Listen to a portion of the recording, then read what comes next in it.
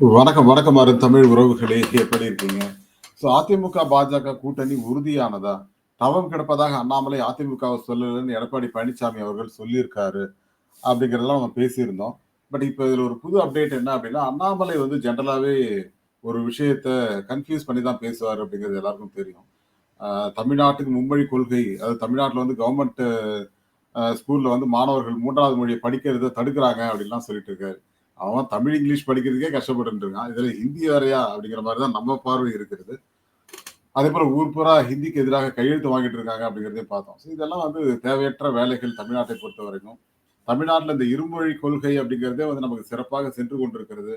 நமது மக்கள் தமிழ்நாட்டு இளைஞர்களும், இளைஞிகளும் லட்சக்கணக்கானோர் வெளிநாடுகள்ல போய் வேலை செய்யறதுக்கு காரணம் தமிழ், ஆங்கிலம் படிப்பதால் தான். இந்தியாவுல போய் நம்ம இப்போ உத்தரப்பிரதேசத்திலயோ அல்லது மகாராஷ்டிராலயோ அல்லது இதுலயோ போய் பெரும் ஒரு 1000கணக்கான பேர் வேலை செய்யலாம். அது அதிகமான நபர்களை பாதிக்க போறதில்ல.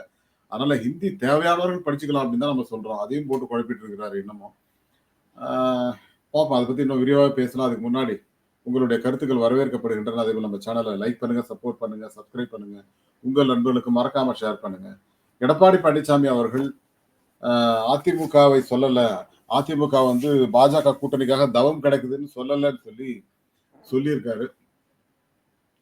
ஆனால் அண்ணாமலை சொன்னது பாமகவா கிடையாது. வேற எந்த கட்சி பெருசா வரல.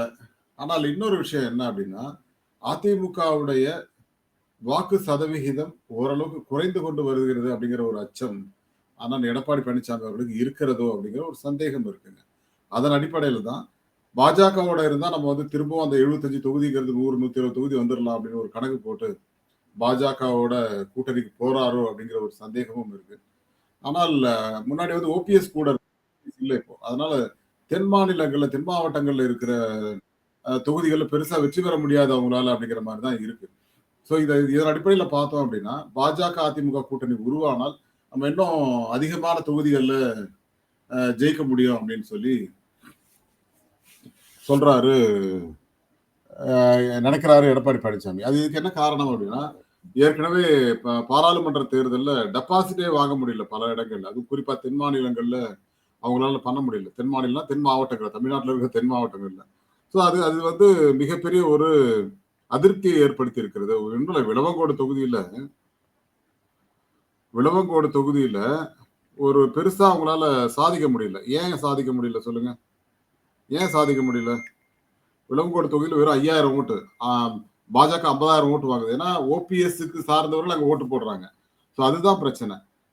இதனால ஒரு பிரச்சனை ஓடிக்கிட்டு இருக்கு. அதிமுகவுக்கு பெருசா ஓட்டு வராது அப்படிங்கிற மாரி சொல்லிட்டு இருக்காங்க இல்லையா? அந்த அதிமுகவுக்கான வாக்குகள் குறைவதற்கான காரணம் தெரியாமல், பாஜகவோட இருந்தா நம்ம அதே அந்த 60, 70 தொகுதி ஜெயிக்கலாங்கிறதுக்காக பண்றாரா?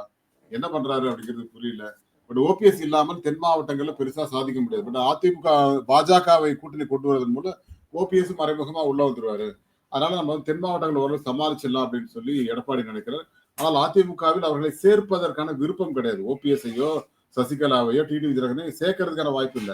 ஆனா என்ன சொல்றாரு, நாங்க கூட்டணிக்கு ஒத்துக்கிறோம் அப்படிங்கிற மாதிரி போவார் போல் இருக்கு எடப்பாடி. அந்த நிலைமையில தான் இருக்கு. கொங்கு மண்டலத்தை பொறுத்தவரைக்கும் எஸ்பி வேலுமணிக்கு என்ன ஆசைன்னா, பாஜக, அதிமுக கூட்டணி இருந்தால் அந்த கொங்கு மண்டலத்துல ஒரு 30, 40 தொகுதியில நம்ம ஜெயிச்சிடலாம் அப்படிங்கிற மாதிரி ஒரு கணக்கு போடுறாரு. மீதி ஒரு 60, 70 இடங்கள் அப்படின்னா நம்ம மற்ற இடங்களை கான்சென்ட்ரேட் பண்ணணும். அதுக்கு கூட்டணி தேவை. பாமக உள்ள வந்தாங்கன்னா வட மாவட்டங்கள்ல நம்ம ஒரு 40, 50 இடங்கள் எடுக்கலாம். நமக்கு தேவை மீதி ஒரு 20, 30 தொகுதிகள் தான். அதை வேற மாதிரி நம்ம ட்ரிக்கா யூஸ் பண்ணி பண்ணலாம். ஆட்சிக்கு வந்துடலாம் அப்படின்னு வேலுமணி கணக்கு போடுறாரு. வேலுமணி கணக்கு போடுறது என்ன அப்படின்னா, அதிமுக, பாஜக கூட்டணி தான் கொங்கு மண்டலத்துல 35, 40 இடங்கள் ஜெயிச்சிடலாம். பாமக உள்ள இருந்ததுன்னா வட மாவட்டங்கள்ல ஒரு 40, 50 இடங்கள் ஜெயிச்சிடலாம். 90 இடங்கள். மீதி நமக்கு ஒரு 30, 40 இடங்கள் தானே. அது தென் மாவட்டங்கள் இது டெல்டாலையும் எடுத்துடலாம். இதை கான்சன்ட்ரேட் பண்ணாலே நம்ம 130, 140 இடங்கள்ல வந்துருவோம். திமுக ஆட்சிக்கு வர முடியாத அளவு பண்ணிடலாம் அப்படின்னு வேலுமணியோட பிளான். வேலுமணியோட பிளான் படிதான் இப்ப எடப்பாடி பழனிசாமிகள் நகர முயற்சிக்கிறார் அப்படிங்கிறது தான். இத்தனை நாள் அதிமுகவோட கூட்டணியே இல்லைன்னு சொல்லிக்கிட்டு இருந்த எடப்பாடி பழனிசாமி அவர்கள் இப்ப என்ன சொல்றாரு அப்படின்னா, இப்ப என்னங்க அவசரம் 6 மாசம் போட்டுமே அப்படிங்கிறாரு. சரி, பாஜக கூட்டணி இருக்கா இல்லையா? எங்க யார் உள்ள இருக்கிறா, யார் வெளியில இருக்காங்க, 6 மாசம் கழிச்சு பேசிக்கலாம்னு சொல்லிட்டேனே அப்படிங்கிறாரு. இந்த மாதிரிதான் ஒரு இது இருக்கு. அண்ணாமலை அதாவது எங்களை நோட்டாவுக்கு எதிரான கட்சி.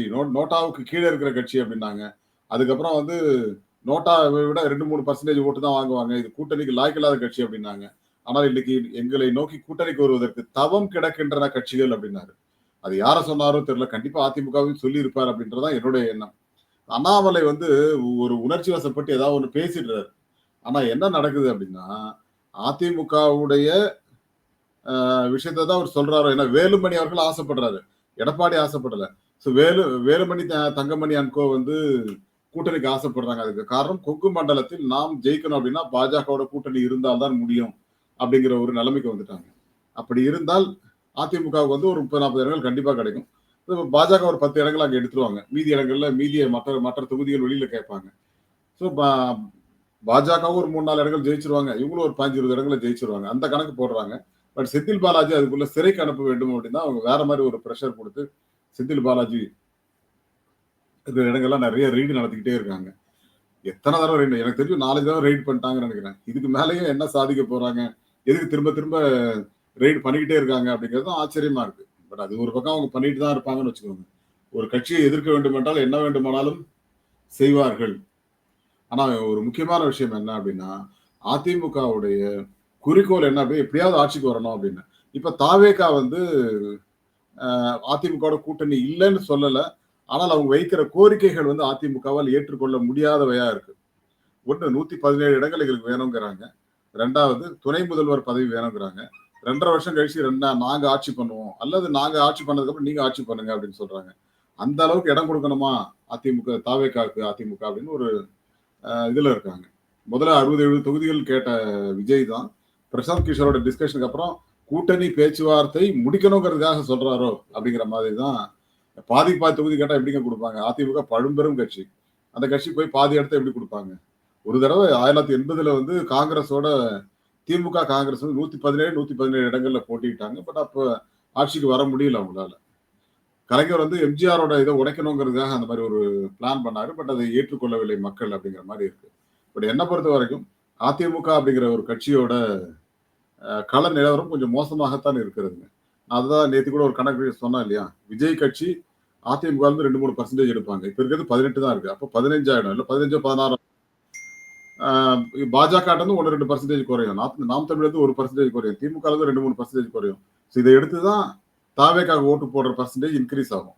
ஸோ அந்த வகையில பாத்தீங்க அப்படின்னா கண்டிப்பா அதிமுகவுக்கு அது பலவீனம் அப்படிங்கிறது தான். நாம் தமிழருக்குமே பலவீனமான ஒரு தேர்தலாகத்தான் இது இருக்கும். நீங்க கூட்டி கழிச்சு பார்த்தா கணக்கு சரியா வரும். யோசிச்சு பாருங்களேன். அதனால அதிமுக பாஜக கூட்டணி உறுதியானால் ஒரே ஒரு விஷயம் மட்டும் நடக்கும். கடந்த முறை 75 இடங்கள் பெற்றார்கள். இப்ப 45, 50 தொகுதிகள் கண்டிப்பா வெற்றி பெறும். யாரு? பாஜக அதிமுக கூட்டணி. விஜய்க்கு எவ்வளவு கிடைக்கும்? நாம் தமிழருக்கு எவ்வளவு கிடைக்கும்னா நம்ம விஜய் ஜெயிப்பாரு. மத்தவங்களாம் ஜெயிக்கிறது ரொம்ப கடினம். மீதி இருக்கிற தொகுதிகள் வந்து திமுக கூட்டணி கிடைக்கிறது தான் வாய்ப்பு அதிகமா இருக்கு. ஏன்னா அந்த கூட்டணி இன்டாக்டா இருக்கு. ஆன்டி இன்கம்பன்சி இருக்கா அப்படின்னா இருக்கிறது. பட் அதிமுக ஆட்சிக்கு இருந்த அளவுக்கு இல்லை அப்படிங்கிறதுனால அதனால பயன்பெற்ற மக்களும் அதிகம். நிறைய விஷயங்களை பண்ணியிருக்காங்க திமுக.